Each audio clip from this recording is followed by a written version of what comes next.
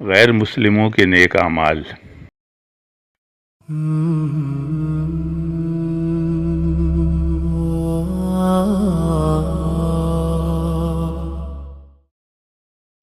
اعوذ باللہ من الشیطان الرجیم، بسم اللہ الرحمن الرحیم۔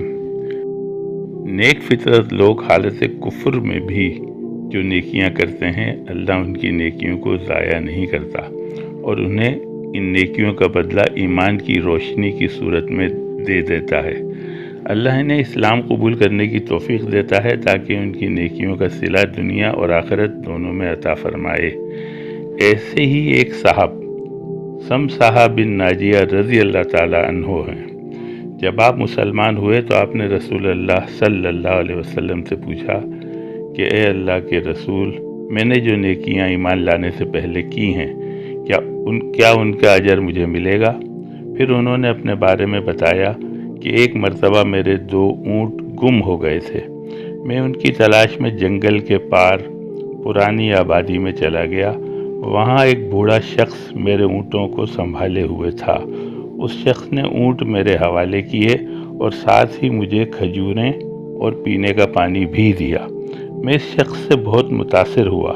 میں نے محسوس کیا کہ وہ آدمی بہت پریشان ہے۔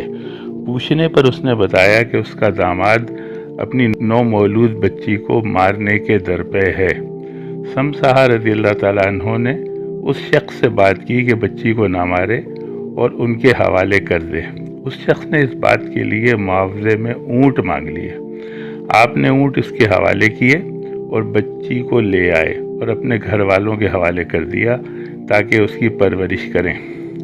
سمسحہ رضی اللہ تعالیٰ عنہ کہنے لگے، مجھے اس نیکی میں بہت مزہ آیا اور میں نے متعدد بار اسی طرح معاوضہ دے کر ایسی بچیوں کو بچایا۔ رسول اللہ صلی اللہ علیہ وسلم نے فرمایا، اللہ نے تمہاری انہی نیکیوں کے عوض دنیا میں تمہیں ایمان کی دولت عطا کی ہے اور آخرت میں بھی تمہیں اس کا اجر ضرور ملے گا۔ اللہ تعالیٰ کافروں کی نیکیوں کو بھی ضائع نہیں کرتا اور اس کا سب سے بڑا صلہ یہ ہوتا ہے کہ وہ انہیں ایمان کی دولت سے نواز دیتا ہے، جو بعض دفعہ دوسروں کو پتہ بھی نہیں چلتا کہ وہ مسلمان ہو چکے ہیں۔ پھر بظاہر ان کی آخری رسومات کسی اور مذہب کے طریقے پر ہوں، انجام انشاءاللہ بخیر ہوتا ہے۔ صدق اللہ العظیم۔